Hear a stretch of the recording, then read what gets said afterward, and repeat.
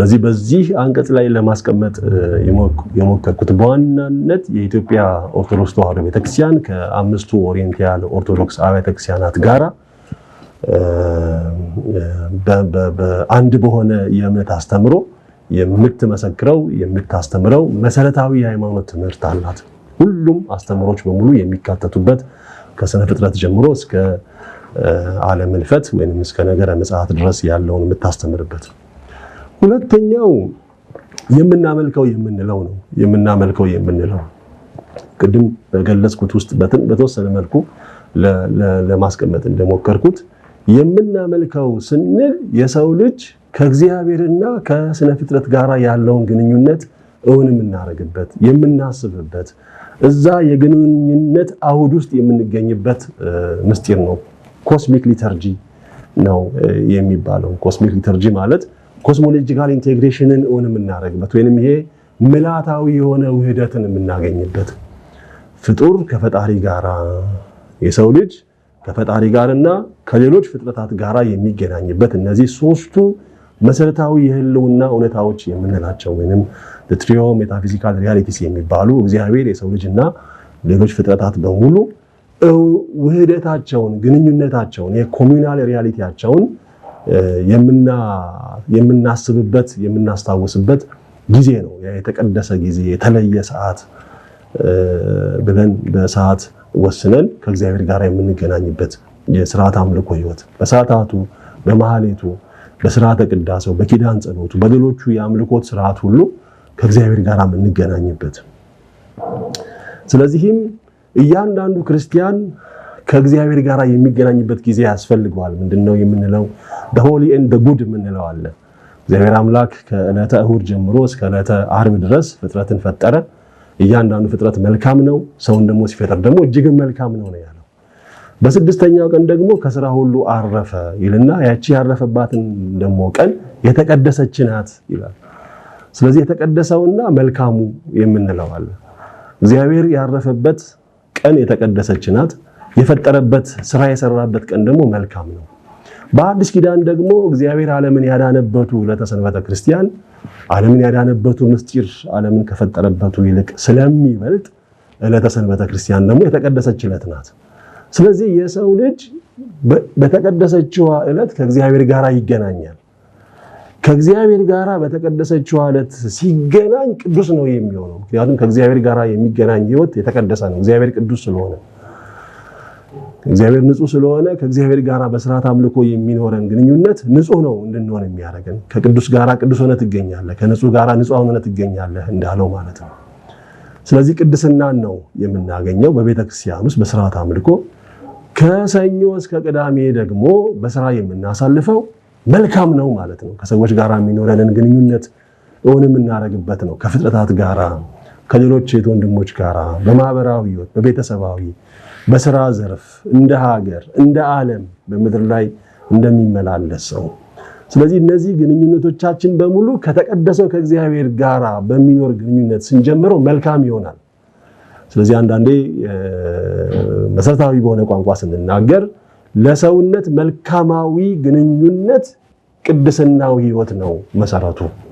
ወይንም ሰዎች በበጎ መልኩ ለሚያሳልፉት ስነ ምግባራዊ ማንነት ወይንም በጎ ማንነት ወይንም ትክክለኛ ማንነት ለምንለው መሰረቱ ቅድስና ነው ማለት ነው። ከእግዚአብሔር ስንነቀል ቅድስናችን ይረግፋል። ከሰዎች ጋር የሚኖረን ግንኙነትም ደግሞ ይበላሻል። ወይንም ክፋት ይሆናል፣ ወይንም ተንኮል ይሆናል፣ ወይንም ጥፋት ይሆናል። አሁን ያለው ሪያሊቲ እሱ ነው።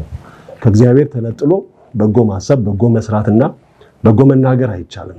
ስለዚህ ሥርዓተ አምልኮ ማለት ከእግዚአብሔር ጋራ በሚኖረን ግንኙነት ውስጥ ቅድስናን ይዘን የምንገኝበት እቺ በተጠመቅንበትና ልንገኝበት በሚገባው የሰውነት ከፍታ ወይንም የመጨረሻው ልዕልና የምንለው ደረጃ ላይ መድረሳችንን ኤክስፒሪየንስ የምናደርግበት ወይንም ምንድነው በተሞክሮ የምናድግበት ህይወት ናት። ለዚህ ነው ደስ የሚለን ልባችን የሚመሰጠው ውስጣችን ከምድር ተላቀን በሰማይ በእግዚአብሔር ዙፋን በመቅደሱ እንደቆምን ሆኖ የሚሰማን ወደ ትክክለኛው ተፈጥሯዊ ትክክለኛው ወደ ተፈጠንበት ማንነት ስለተመለስን ነው። ወደ ምንጫችን ስለገባን ልክ ቅዱስ ዳዊት ዋልያ ወደ ውሃ ምንጭ እንደምትናፍቅ ነፍሴ አንተን ተጠማች እንዳለው እና ወደ ምንጫችን ስንመለስ የምስጋና ሐሴት እናደርጋለን። ልክ እመቤታችን ነፍሴ እግዚአብሔርን ታከብረዋለች መንፈሴም በእግዚአብሔር ደስ ይላታል ያለችው ይሄ ደስ የሚያሰኘው ልባችን ውስጣችን የሚማረክበት ፍጥረት ሁሉ በስነ ፍጥረቱ ከእግዚአብሔር ጋር ሲገናኝ ምንድነው ደስ ሐሴትን ያደርጋል ሪጆይስ የማድረግ ማለት ነው። ይሄ ተፈጥሯችን ነው። ልክ ሕፃን ልጅ ከእናቱ ማህፀን ወጥቶ ምንም ሐኪሞች ቢንከባከቡትም በፎጣ በሙቀት ምናምን ቢያደርጉትም ግን ያለቅሳል፣ በቃ ይጮሃል ምናምን። ወደ እናቱ እቅፍ ሲመልሱት ግን በቃ ደስ ይለዋል፣ በቃ ይፈራገጣል፣ ይስቃል፣ ይጫወታል። ምክንያቱም ተፈጥሯዊ ነው። በቃ ወደ ከእናቱ ጋራ አካል ጋራ ወደ ወጣበት ማህፀን አካል ሰውነት ሲመለስ የደስታ ስሜት ይሰማዋል። እንደዛ ነው። ከእግዚአብሔር ከተነቀልን እንጮሃለን፣ ልክ እንደ ሕፃኑ እናለቅሳለን። ምንም ሰዎች ሊያሞቁን ቢሞክሩ ሊንከባከቡን ምግብም ምንም ሊያቀርቡልን ቢሞክሩ ከምንጫችን ጋር ስላልተገናኘን ዲስኮምፎርት ውስጥ ስለምንገባ ያልተመቸ ነገር ስለሚሰማን እንጮሃለን። አሁን እንግዲህ በተለያየ መልክ የሚጮኸው ጩኸት፣ በተለያየ መልክ የሚሰማን ህመም፣ በተለያየ መልክ የሚሰማን እንባና ደም ከስሩ የመነቀላችን ከእግዚአብሔር የመለየታችን ወይንም ከምንጩ የመድረቃችን ምልክት ነውና እሱን መልሰን እንደገና የምንገጥምበት ወደዛች መንፈሳዊ ጣዕም ወደዛች መንፈሳዊ ሐሴት የምንመለስበት ነው ስርዓት አምልኮ። እሱን ስናጣጥም ነው ከዛ በኋላ ሌሎቹ ቀናቶች ሁሉ የሥራ ውሏችን፣ ቤተሰባዊ ግንኙነታችን፣ ማህበራዊ መስተጋብራችን በሙሉ መልካም ልክ ሲፈጥረው እግዚአብሔር መልካም ነው እንዳለው በተለይ የሰው ልጅ ጋር ደግሞ ሲመጣ ደግሞ እጅግም መልካም ነው እንዳለው ነገሮቻችን ስናስብም መልካም የሚያስብ ስንናገርም መልካም መናገር የምንችል ስንተገብርም መልካም ነገር መተግበር የምንችል መሆን የምንችለው በዛ ውስጥ ነው። እንግዲህ እንደ ማህበረሰብም እንደ ሀገርም ደስ የሚያሰኝ ዘመን፣ የተባረከ ህይወት፣ የተቀደሰ ትውልድ ሁሉ ደስ የሚሰኝበት የሚመጣው ትውልድ ሁሉ ከኛ በጎ ነገር የሚማርበትን የጠራ ሰማይ ከደመና የተላቀቀ የጠቆረ መሆኑን የምናስቀርበት የፍቅርና የበረከት ዘመንን ማምጣት የምንችለው ስርዓት አምልኮ ውስጥ ነው የኛ ምንጫችን ያለው። በተለይ ኦርቶዶክስን የሚለያት ስርዓት አምልኮ ነው። ለምዕራቡ ዓለም ለፈጠረው ምናልባት በኋላ በትምህርቶቻችን እናነሳዋለን ለፈጠሯቸው ብልሹ የሆኑ እሳቢዎች አስተምሮች ሁሉ ምላሽ ሳትሰጥ ነው የቆየችው። ግን ራሷ ግን እንዳትበረዝ ሆና ስርዓት አምልኮን ግን ጠብቃ ኪዳኗን ቅዳሴዋን እያደረገች ነው የቆየችው። በተለይ ደግሞ የኢትዮጵያ ኦርቶዶክስ ተዋሕዶ ቤተክርስቲያን ደግሞ ቅዱስ ያሬድን የሚያህል ስጦታ ተሰጥቷታል። ቅዱስ ያሬድ ግብጽ ኮፕቲክ ቤተክርስቲያን ውስጥ የለም። ቅዱስ ያሬድ ሲሪያ ቤተክርስቲያን ህንድ ማላንካራ የለም። ቅዱስ ያሬድ የሶሪያ ቤተክርስቲያን ውስጥ የለም። ቅዱስ ያሬድ ኢትዮጵያና ኢትዮጵያ ውስጥ ብቻ ነው ያለው። በቃ እና ይሄ የማህሌቱ የሰዓታት የአምልኮ ስርዓቱ እንደዚህ ሰማይና ምድር የተጋጠመ እስኪመስል ድረስ ያለው የምስጋና ሀብት በጽናጽል በመቋሚያ በዛን ያህል እጅግ ደስ በሚያሰኝ መንፈሳዊ ውዝዋዜና የዝማሬ ጣዕም ማመስገን የምትችል ቤተክርስቲያን ነች የኢትዮጵያ ኦርቶዶክስ ተዋሕዶ ቤተክርስቲያን። ከመላእክት የተማረችውና በመላእክት ምስጋና በመላእክት ቁመት የምታመሰግን ይሄ በተለየ መልኩ የተጎናጸፈችው የተሰጣት ሀብቷ ነው። በዚህ ብዙ ቅዱስ ያሬድን የሚመስሉ ሊቃውንት ፈርተዋል። ዛሬ የቅዱስ ያሬድን አቋቋም የሚቆሙ መቋሚያውን የሚይዙ ዝማሜውን የሚያዜሙ በምስጋናው ሀብት የሚቆሙ በተመስጦ እግዚአብሔርን በልዩ የምስጋና ሀብት የሚያገለግሉ ብዙ ሊቃውንት ብዙ ቅዱሳን ያሬዶች ተፈጥረዋል። በዚህ እግዚአብሔርን ልናመሰግን ደስ ልንሰኝም ልንጠብቀውም ልናከብረውም ልንኖርበትም ልናመሰግንበትም ይገባል። ስለዚህ በምስጋና በኩልም የምናመልከው በምንለው በኩል ክፍተት የለም።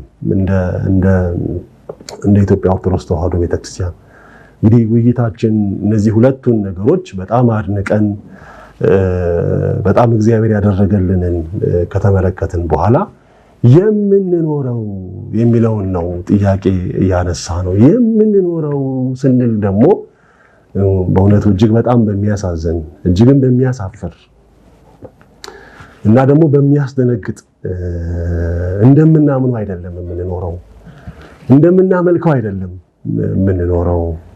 በጣም በተራራቀ ክፍተት እጅግ በሰፋ ክፍተት ነው ያለነውና ይሄ ነው እንግዲህ ለኛ ጥያቄ ሆነበት እንዴት ነው በዚህ ያህል ወርቅ የሆነ የዶግማ ትምህርት እያመንን እያስተማረን በዚህ ያህል በመላእክት ምስጋና እያመሰገንን ክርስትናን እንዴት ነው መኖር ያቃተን እንዴት ነው በዚህ ያህል መጠን የተላለፍነው አጠገባችን ካለው እውነትን አውቀን እውነትን መኖር ለምንድን ነው ያቃተን በእውነት በእግዚአብሔር ቤት ውስጥ እየተመላለስን በምስጋና ግን በተግባራዊው ህይወታችን ላይ ያንን የተረዳነው እውነት እንዴት ነው በሥራ መግለጽ ያቃተን የሚለው ጥያቄ ነው እንግዲህ ኦርቶዶክሳዊ መንፈሳዊነት ሁለተኛው የምናመልከው የምንለው ቅድም በገለጽኩት ውስጥ በተወሰነ መልኩ ለማስቀመጥ እንደሞከርኩት የምናመልከው ስንል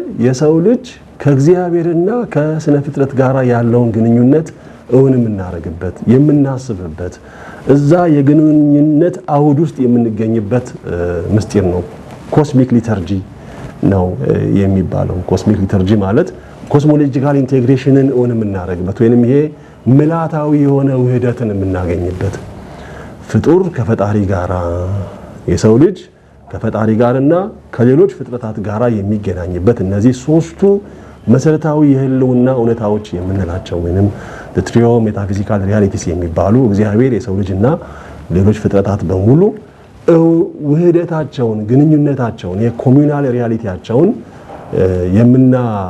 የምናስብበት የምናስታውስበት ጊዜ ነው የተቀደሰ ጊዜ የተለየ ሰዓት ብለን በሰዓት ወስነን ከእግዚአብሔር ጋር የምንገናኝበት የሥርዓት አምልኮ ህይወት በሰዓታቱ በመሐሌቱ በሥርዓተ ቅዳሴው በኪዳን ጸሎቱ በሌሎቹ የአምልኮት ሥርዓት ሁሉ ከእግዚአብሔር ጋር የምንገናኝበት ስለዚህም እያንዳንዱ ክርስቲያን ከእግዚአብሔር ጋር የሚገናኝበት ጊዜ ያስፈልገዋል ምንድነው የምንለው the holy and the good የምንለው አለ እግዚአብሔር አምላክ ከዕለተ እሁድ ጀምሮ እስከ ዕለተ ዓርብ ድረስ ፍጥረትን ፈጠረ እያንዳንዱ ፍጥረት መልካም ነው ሰውን ደግሞ ሲፈጠር ደግሞ እጅግ መልካም ነው ያለው በስድስተኛው ቀን ደግሞ ከሥራ ሁሉ አረፈ ይልና ያቺ ያረፈባትን ደግሞ ቀን የተቀደሰች ናት ይላል ስለዚህ የተቀደሰውና መልካሙ የምንለው አለ እግዚአብሔር ያረፈበት ቀን የተቀደሰች ናት የፈጠረበት ሥራ የሰራበት ቀን ደግሞ መልካም ነው በአዲስ ኪዳን ደግሞ እግዚአብሔር ዓለምን ያዳነበቱ ለተሰንበተ ክርስቲያን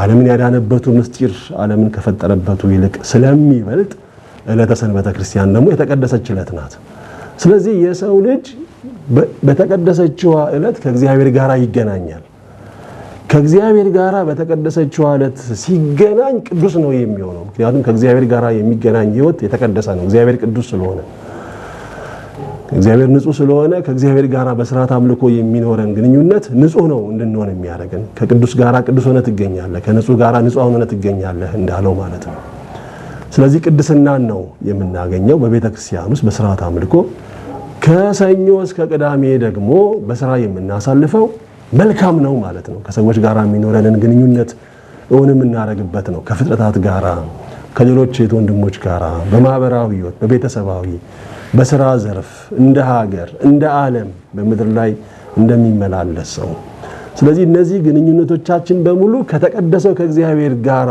በሚኖር ግንኙነት ስንጀምረው መልካም ይሆናል ስለዚህ አንዳንዴ መሰረታዊ በሆነ ቋንቋ ስንናገር ለሰውነት መልካማዊ ግንኙነት ቅድስናዊ ህይወት ነው መሰረቱ ወይንም ሰዎች በበጎ መልኩ ለሚያሳልፉት ስነ ምግባራዊ ማንነት ወይንም በጎ ማንነት ወይንም ትክክለኛ ማንነት ለምንለው መሰረቱ ቅድስና ነው ማለት ነው ከእግዚአብሔር ስንነቀል ቅድስናችን ይረክፋል ከሰዎች ጋር የሚኖረን ግንኙነትም ደግሞ ይበላሻል ወይንም ክፋት ይሆናል ወይንም ተንኮል ይሆናል ወይንም ጥፋት ይሆናል አሁን ያለው ሪያሊቲ እሱ ነው ከእግዚአብሔር ተነጥሎ በጎ ማሰብ በጎ መስራትና በጎ መናገር አይቻልም ስለዚህ ሥርዓት አምልኮ ማለት ከእግዚአብሔር ጋር በሚኖረን ግንኙነት ውስጥ ቅድስናን ይዘን የምንገኝበት እቺ በተጠመቅንበትና ልንገኝበት በሚገባው የሰውነት ከፍታ ወይንም የመጨረሻው ልዕልና የምንለው ደረጃ ላይ መድረሳችንን ኤክስፒሪየንስ የምናደርግበት ወይንም ምንድነው በተሞክሮ የምናድግበት ህይወት ናት ለዚህ ነው ደስ የሚለን ልባችን የሚመሰጠው ውስጣችን ከምድር ተላቀን በሰማይ በእግዚአብሔር ዙፋን በመቅደሱ እንደቆምን ሆኖ የሚሰማን ወደ ትክክለኛው ተፈጥሯዊ ትክክለኛው ወደ ተፈጠንበት ማንነት ስለተመለስን ነው። ወደ ምንጫችን ስለገባን ልክ ቅዱስ ዳዊት ዋልያ ወደ ውሃ ምንጭ እንደምትናፍቅ ነፍሴ አንተን ተጠማች እንዳለው እና ወደ ምንጫችን ስንመለስ የምስጋና ሐሴት እናደርጋለን። ልክ እመቤታችን ነፍሴ እግዚአብሔርን ታከብረዋለች መንፈሴም በእግዚአብሔር ደስ ይላታል ያለችው ይሄ ደስ የሚያሰኘው ልባችን ውስጣችን የሚማረክበት ፍጥረት ሁሉ በስነ ፍጥረቱ ከእግዚአብሔር ጋር ሲገናኝ ምንድነው ደስ ሐሴትን ያደርጋል ሪጆይስ የማድረግ ማለት ነው። ይሄ ተፈጥሯችን ነው። ልክ ሕፃን ልጅ ከእናቱ ማህፀን ወጥቶ ምንም ሐኪሞች ቢንከባከቡትም በፎጣ በሙቀት ምናምን ቢያደርጉትም ግን ያለቅሳል በቃ ይጮሃል ምናምን ወደ እናቱ እቅፍ ሲመልሱት ግን በቃ ደስ ይለዋል በቃ ይፈራገጣል ይስቃል ይጫወታል ምክንያቱም ተፈጥሯዊ ነው። በቃ ወደ ከእናቱ ጋራ አካል ጋራ ወደ ወጣበት ማህፀን አካል ሰውነት ሲመለስ የደስታ ስሜት ይሰማዋል። እንደዛ ነው። ከእግዚአብሔር ከተነቀልን እንጮሃለን ልክ እንደ ሕፃኑ እናለቅሳለን። ምንም ሰዎች ሊያሞቁን ቢሞክሩ ሊንከባከቡን ምግብም ምንም ሊያቀርቡልን ቢሞክሩ ከምንጫችን ጋር ስላልተገናኘን ዲስኮምፎርት ውስጥ ስለምንገባ ያልተመቸ ነገር ስለሚሰማን እንጮሃለን። አሁን እንግዲህ በተለያየ መልክ የሚጮኸው ጩኸት በተለያየ መልክ የሚሰማን ህመም በተለያየ መልክ የሚሰማን እንባና ደም ከስሩ የመነቀላችን ከእግዚአብሔር የመለየታችን ወይንም ከምንጩ የመድረቃችን ምልክት ነውና እሱን መልሰን እንደገና የምንገጥምበት ወደዛች መንፈሳዊ ጣዕም ወደዛች መንፈሳዊ ሐሴት የምንመለስበት ነው ስርዓት አምልኮ። እሱን ስናጣጥም ነው ከዛ በኋላ ሌሎቹ ቀናቶች ሁሉ የሥራ ውሏችን ቤተሰባዊ ግንኙነታችን ማህበራዊ መስተጋብራችን በሙሉ መልካም ልክ ሲፈጥረው እግዚአብሔር መልካም ነው እንዳለው በተለይ የሰው ልጅ ጋር ደግሞ ሲመጣ ደግሞ እጅግም መልካም ነው እንዳለው ነገሮቻችን ስናስብም መልካም የሚያስብ ስንናገርም መልካም መናገር የምንችል ስንተገብርም መልካም ነገር መተግበር የምንችል መሆን የምንችለው በዛ ውስጥ ነው። እንግዲህ እንደ ማህበረሰብም እንደ ሀገርም ደስ የሚያሰኝ ዘመን የተባረከ ህይወት የተቀደሰ ትውልድ ሁሉ ደስ የሚሰኝበት የሚመጣው ትውልድ ሁሉ ከኛ በጎ ነገር የሚማርበትን የጠራ ሰማይ ከደመና የተላቀቀ የጠቆረ መሆኑን የምናስቀርበት የፍቅርና የበረከት ዘመንን ማምጣት የምንችለው ስርዓት አምልኮ ውስጥ ነው የኛ ምንጫችን ያለው። በተለይ ኦርቶዶክስን የሚለያት ስርዓት አምልኮ ነው። ለምዕራቡ ዓለም ለፈጠረው ምናልባት በኋላ በትምህርቶቻችን እናነሳዋለን ለፈጠሯቸው ብልሹ የሆኑ እሳቢዎች አስተምሮች ሁሉ ምላሽ ሳትሰጥ ነው የቆየችው። ግን ራሷ ግን እንዳትበረዝ ሆና ስርዓት አምልኮን ግን ጠብቃ ኪዳኗን ቅዳሴዋን ያደረገች ነው የቆየችው። በተለይ ደግሞ የኢትዮጵያ ኦርቶዶክስ ተዋሕዶ ቤተክርስቲያን ደግሞ ቅዱስ ያሬድን የሚያህል ስጦታ ተሰጥቷታል። ቅዱስ ያሬድ ግብጽ ኮፕቲክ ቤተክርስቲያን ውስጥ የለም። ቅዱስ ያሬድ ሲሪያ ቤተክርስቲያን ህንድ ማላንካራ የለም። ቅዱስ ያሬድ የሶሪያ ቤተክርስቲያን ውስጥ የለም። ቅዱስ ያሬድ ኢትዮጵያና ኢትዮጵያ ውስጥ ብቻ ነው ያለው። በቃ እና ይሄ የማህሌቱ የሰዓታት የአምልኮ ስርዓቱ እንደዚህ ሰማይና ምድር የተጋጠመ እስኪመስል ድረስ ያለው የምስጋና ሀብት በጽናጽል በመቋሚያ በዛን ያህል እጅግ ደስ በሚያሰኝ መንፈሳዊ ውዝዋዜና የዝማሬ ጣዕም ማመስገን የምትችል ቤተክርስቲያን ነች የኢትዮጵያ ኦርቶዶክስ ተዋሕዶ ቤተክርስቲያን። ከመላእክት የተማረችውና በመላእክት ምስጋና በመላእክት ቁመት የምታመሰግን ይሄ በተለየ መልኩ የተጎናጸፈችው የተሰጣት ሀብቷ ነው። በዚህ ብዙ ቅዱስ ያሬድን የሚመስሉ ሊቃውንት ፈርተዋል። ዛሬ የቅዱስ ያሬድን አቋቋም የሚቆሙ መቋሚያውን የሚይዙ ዝማሜውን የሚያዜሙ በምስጋናው ሀብት የሚቆሙ በተመስጦ እግዚአብሔርን በልዩ የምስጋና ሀብት የሚያገለግሉ ብዙ ሊቃውንት ብዙ ቅዱሳን ያሬዶች ተፈጥረዋል። በዚህ እግዚአብሔርን ልናመሰግን ደስ ልንሰኝም ልንጠብቀውም ልናከብረውም ልንኖርበትም ልናመሰግንበትም ይገባል። ስለዚህ በምስጋና በኩልም የምናመልከው በምንለው በኩል ክፍተት የለም። እንደ ኢትዮጵያ ኦርቶዶክስ ተዋሕዶ ቤተክርስቲያን እንግዲህ ውይይታችን እነዚህ ሁለቱን ነገሮች በጣም አድንቀን በጣም እግዚአብሔር ያደረገልንን ከተመለከትን በኋላ የምንኖረው የሚለውን ነው ጥያቄ ያነሳ ነው። የምንኖረው ስንል ደግሞ በእውነቱ እጅግ በጣም በሚያሳዝን እጅግም በሚያሳፍር እና ደግሞ በሚያስደነግጥ እንደምናምነው አይደለም የምንኖረው፣ እንደምናመልከው አይደለም የምንኖረው። በጣም በተራራቀ ክፍተት እጅግ በሰፋ ክፍተት ነው ያለ ነው እና ይሄ ነው እንግዲህ ለኛ ጥያቄ ሆነበት። እንዴት ነው በዚህ ያህል ልክ ወርቅ የሆነ የዶግማ ትምህርት እያመንን እያስተማረን በዚህ ያህል ልክ በመላእክት ምስጋና እያመሰገንን ክርስትናን እንዴት ነው መኖር ያቃተን? እንዴት ነው በዚህ ያህል መጠን የተላለፍነው? አጠገባችን ካለው እውነትን አውቀን እውነትን መኖር ለምንድን ነው ያቃተን? በእውነት በእግዚአብሔር ቤት ውስጥ እየተመላለስን በምስጋና ግን በተግባራዊው ህይወታችን ላይ ያንን የተረዳነው እውነት እንዴት ነው በሥራ መግለጽ ያቃተን የሚለው ጥያቄ ነው እንግዲህ ኦርቶዶክሳዊ መንፈሳዊነት።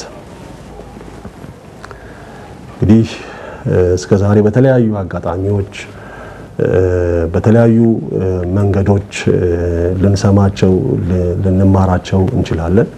በተለይ ኦርቶዶክሳዊ መንፈሳዊነት የሚለው ከምዕመናን ርቆ ንጽሐ ሥጋ፣ ንጽሐ ነፍስ፣ ንጽሐ ልቡና የሚለው ትምህርት ለሊቃውንት ለአባቶች ብቻ በመጽሐፍ ቤት የሚማሩት ሆኖ ወይንም መጽሐፈ መነኮሳት ወጣኒነት፣ ማዕከላዊነት፣ ፍጹምነት ተብሎ ተገድቦ ነው የቀረው። አዚፍ ለሌላው ምዕመናን ለኦርቶዶክሱ ምዕመናን በሙሉ የማይሆን እስኪመስል ድረስ ማለት ነው። እነዚህ ንጽሐ ሥጋ፣ ንጽሐ ነፍስ፣ ንጽሐ ልቡናን ስናነሳ እነዚህማ የመጽሐፈ መነኮሳት የመነኮሳት ትምህርትና ሕይወት ነው እኛን አይመለከትም ብሎ እስከሚያስብ ድረስ ግን እንደ ጌታችን አስተምሮ በሰማይ ያለ አባታችሁ ፍጹም እንደሆነ እናንተም ፍጹማን ሁኑ። ሐዋርያው ቅዱስ ጳውሎስም ደግሞ እኔ ክርስቶስን እንደመሰልኩ እናንተም እኔን ምሰሉ ብሎ ክርስትና ቅድስና ነው። አሁን በዚህ ዘመን በአጽንኦት የምንናገረው በአጽንኦት የምናስተምረው ክርስትና ስነ ምግባራዊነት አይደለም። ስነ ምግባር አትስረቅ፣ አታመንዝር፣ እናትና አባትህን አክብር፣ ምንድነው የባልንጀራ የሆነውን ነገር አትመኝ። ይሄንን ማንም ሰው የሆነ ሁሉ ያደርገዋል። ሰብአዊነት ይሉታል እነሱ እንደሆነ ሁማኒቴሪያን አቲቲዩድ፣ የወደቀውን ማንሳት፣ የተራበውን ማብላት፣ እናትና አባትን ማክበር። ምንም መታዘዝ እኮ ያስፈልገን። በቃ እናትና አባትን ማክበር ለልጅ ግዴታው ነው። እነሱ አሳድገውት ዋጋ ከፍለው ያስተማሩት ለቁም ነገር ያበቁት ናቸው። አይደለም እናትና አባቱን በሕይወት ዘመኑ ሁሉ ለሱ እድገት፣ ለሱ ስራ ስኬት፣ ለሱ የደረሰበት ማንነት ብዙ ሰዎች አስተዋጽኦ አድርገዋል። በየመንገዱ ያገዙት ሰዎች አሉ። ስለዚህ እነሱን ሁሉ ማክበር፣ ለነሱ ሁሉ ዋጋ መስጠት፣ እነሱን ሁሉ በተራው መልሶ የመንከባከብ ኃላፊነት አለበት።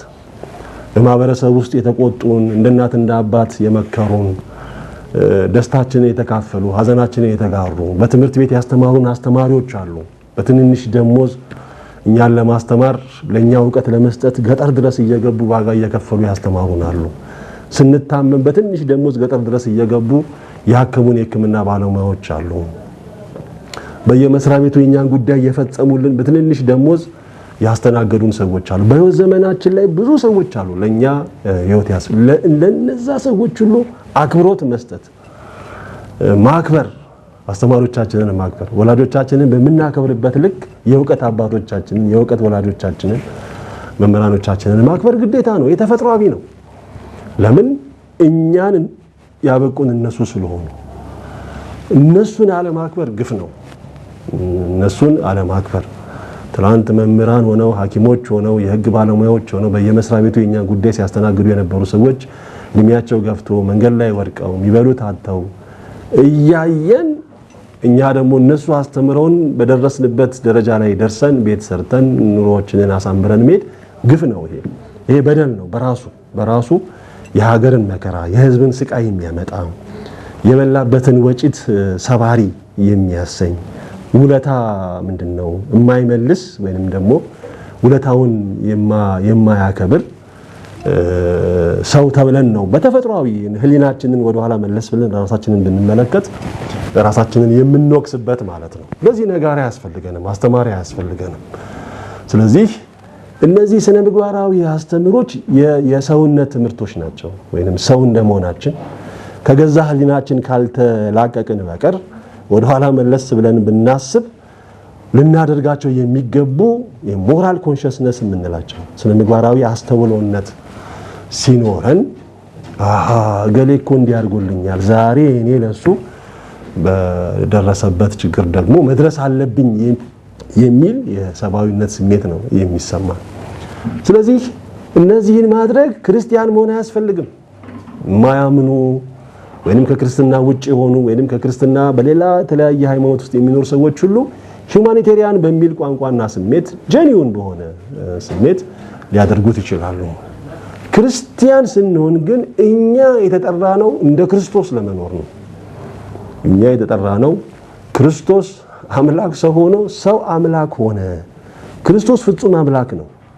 ፍጹም አምላክ ፍጹም ሰው ነው የሰውነት ሰዎች የሰው ልጅ ማን ይሉታል ይያለ ነው እሱ ራሱ የሰው ልጅ ለኛ አራያችን ሞዴላችን ፓራዲግማቲክ ፊገር የምንለው ወይንም ደግሞ የሰውነት ልክ እሱን ስንመስል ሰውነን ከሱ ማንነት ስንጎደል ደግሞ ከሰውነት አነስን ነው የምንለው እኛ ክርስቲያኖች ነን እሱ ክርስቶስ ሆኖ እኛ ክርስቲያኖች ያደረገን ስጋውን ቆርሶ ደሙን አፍስሶ የሰጠን የሞተልን በደሙ የዋጀን ስጋውን በልተን ደሙን ጠጥተን እሱን ሆነን እሱን ለመኖር ነው ያመንነው ወነ ሽኖዳ አንድ ፌዝ ኦርቶዶክስ እንደነ the life of faith የምትል መጽሐፍ አለቻቸው አነስ ያለች መጽሐፍና መጀመሪያው መግቢያው ላይ የሚናገሩት ነገር አለ እንደ ቤተክርስቲያን ህግ ስርዓት ለመኖር ካልሆነ በቀር ቤተክርስቲያን መግባት ምን ያረጋል ክርስቶስን ለመኖር ካልሆነ በቀር በክርስቶስ ማመን ምን ይጠቅማል ያሉት አለ እና ክርስቶስን ለመኖር ካልሆነ በቀር ምን ይጠቅማል ምን ይሰራል እንደ ቤተክርስቲያን እምነት እንደ አስተምሯ እንደ ህግዋ እንደ ስርዓቷ ለመኖር ካልሆነ በቀር ቤተክርስቲያን መግባት ምን ያረጋል ምንም ጥቅም የለውም ስለዚህ እኛ እንደ ክርስቶስ ለመኖር ክርስቶስ ደግሞ የርሱ የሆኑት ሊፈጽሟቸው የሚገቡ የክርስቶሳውያንነታቸው መገለጫ የሆኑ ትምህርቶችን አስተምሯል አንቀጸብጿል የማቴዎስ ወንጌል ምዕራፍ 5 ምዕራፍ 6 ምዕራፍ 7 ስፔሲፊካሊ በተለጠለ መልኩ ክርስቲያኖች ክርስቶሶች የሚኖሩት የማንነት መገለጫ ነው እሱን ካልኖርን በቀር ክርስቶስ አያቀንም ክርስቶስ እንደዚህ አድርገን ነው አሁን በአጽኖት በግልጽ መናገር ያለብን እንዲህ በመለባበስ በመሸፋፈን ወይንም ደግሞ በማድበስበስ አይደለም ክርስትና ባህል አይደለም ክርስትና ልማድ አይደለም ሶሻል ጋዘሪንግ አይደለም ክርስትና እንዲሁ ዝም ብለው ቄጤማ ጎዝጉዘው ዳቦ ቆርሰው ምናምን ቡና ጠጥተው የሚያሳልፉት ካልቸራል ፕራክቲስ አይደለም ክርስትና ክርስቶሳዊነት ነው ክርስትና እውነት ነው ክርስቶስን መልበስ ነው በክርስቶሳዊ ማንነት መገኘት ነው ስለዚህም ክርስቶስን ካልመሰልን በቀር አያቀንም እግዚአብሔር ቅዱስ ነው ክርስቶስ ቅዱስ ነው እሱን የሚያምኑ ቅዱሳን ናቸው እርሱን ከመምሰል ማንነት የራቁትን በሙሉ አላቃቸውም ነው ያለው እሱም ያለው በስምህ ተአምራት አላደረግንም ሙት አላስነሳንም ስምን አልጠራንም ይሉኛል እኔ ግን አላቃችሁም እላችኋለሁ ነው ያለው ብዙ ጊዜ ይሄንን ከመናፍቃን ከፕሮቴስታንት ከምናምን ጋር ያይዘን ነው የምንናገረው እኛም ራሱ እያወቅነው ያልኖርነውን አያቀንም ክርስትና ዕውቀት አይደለም ክርስትና ስለ ክርስቶስ ማንነት ማወቅ ብቻ አይደለም ክርስቶስን መኖር ነው ክርስትና አይሞራዊ ግንዛቤ አይደለም ክርስትና ህይወት ነው በተለይ ወደ ኦርቶዶክስ እናመጣው ሚስቲካል ላይፍ ነው ስፒሪቹዋሊቲ ነው something that we live የምንኖረው ነው እስካልኖርነው ድረስ አያቀንም አባት አለኝ ማለት አንድ ነገር ነው ከአባቴ ጋር ነው ወይ የምኖረው ነው ማተር የሚያደርገው አባት አለን በሰማይ አዎ በሰማይ አባት አለን ግን እንደሱ ፈቃድ ነው ወይ የምንኖረው ነው አባት እግዚአብሔርማ በሰማይ እንዳለ ፈላስፋዎችም ይናገራሉ the existence of God ብዙ ፈላስፋዎች የተለያዩ አርጊመንቶችን ተከራክረው ያሳመኑ ነው yes logically can be ሊገለጽም ዲፌንድ ሊደረግም ይችላል when it comes to ግን living ላይ ግን እግዚአብሔር አለ ማለት አይደለም ሀሎቱን እየዋሉ እያደሩ ያው የፍልስፍና ምንድነው አባዜ ይዟቸው በምክንያት ካልተረዳም ብለው ስላሉ ነው እንጂ ፍጡር ሆኖ የፈጣሪ ህልውና ከፍጡር መቼም ሊሰወር አይችልም ውለውም ማድረው መረዳታቸው አይቀርም ለነሱ ሲሆን ማለት ነው ለኛ ደግሞ በዶግማቲክ አስተምሮ የክርስቶስን የአምላክ ሰውነትን መናገር፣ የእመቤታችንን የአምላክ እናትነት መናገር፣ የፈጸመልንን የማዳን ሥራ መናገር ይሄ ዕውቀት ነው፣ ይሄ መረዳት ነው፣ አይምሮአዊ ግንዛቤ ነው።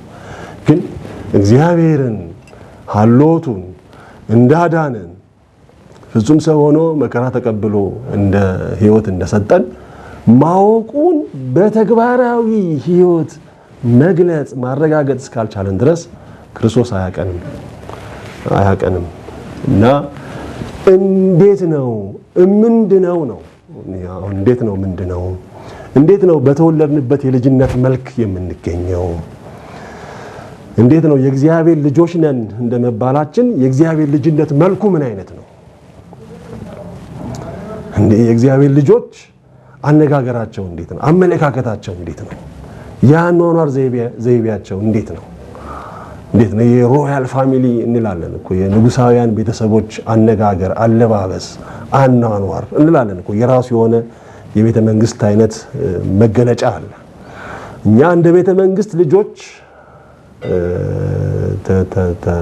መኖር ሲጠበቅብን በቃ እንደ ጎዳና እንደወደቀ ቤቱን እንደማያቅ የሚሰራውን እንደማያቅ የሚሄድበትን መንገድ እንደማያቅ መንገድ ላይ ያለን ግን መዳረሻችንን የማናውቅ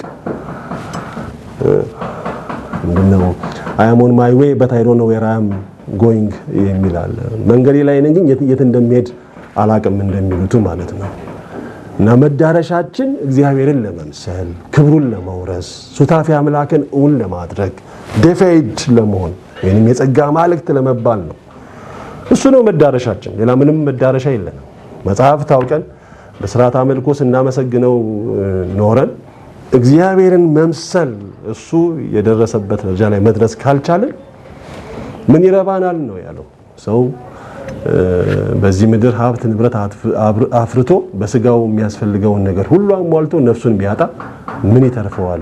ምን ይረባዋል ነው ያለው ጌታችንና ካልዳንን ምንም ጥቅም የለውም። እና እንዲህ ዝም ብሎ በመናብ የሚነገር ኢሉዥን አይደለም ክርስትና። ዝም ብሎ ፈላስፋዎች የፈጠሩት የአንድ አይዲዮሎጂ ነገር አይደለም ክርስትና። እውን የሚሆን ነው።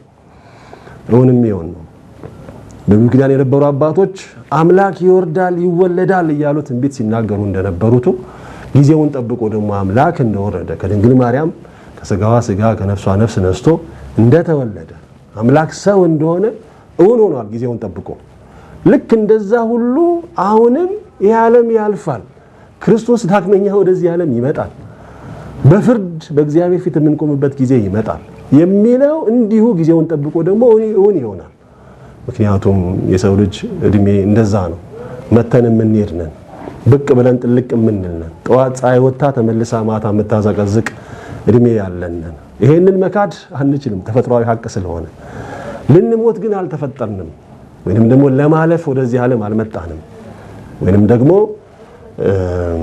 ምክንያት አልባ አይደለም። የኛ ህልውና ምክንያት አልባ ዓላማ አልባ አይደለም። we have a reason፣ ምክንያት አለን፣ ትርጉም አለው፣ ሚኒንግፉል ነው እና ደግሞ ፐርፐስፉል ነው፣ ዓላማም አለው፣ መዳረሻም አለው። ልናሳካ ልንደርስበት እውን ልናደርገው የምንፈልገው ነገር አለ በክርስትና ውስጥ።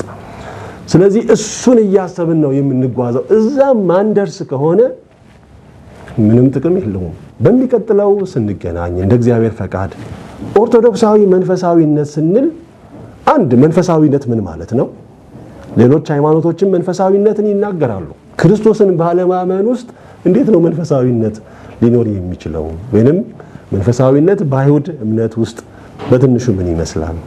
እነዚህ መንፈሳዊነቶችን እንመለከትና ኦርቶዶክሳዊ መንፈሳዊነት ስንል ከነዚህ በምን እንደሚለይ ተዋህዶአዊ በሆነ መልኩ መንፈሳዊነት ምን ማለት እንደሆነ እንመለከትና ከዛ በኋላ ነው እንግዲህ መደበኛ የሆነውን የመንፈሳዊነት ትምህርቶችን የምንመለከተው። እንደ እግዚአብሔር ፈቃድ ለዛሬ ለመግቢያ ይህን ያህል ካየን ይበቃል። የሰማነውን በልቦናችን ያሳድርልን። የአባቶቻችን አምላክ ከሁላችን ጋር ይሁን።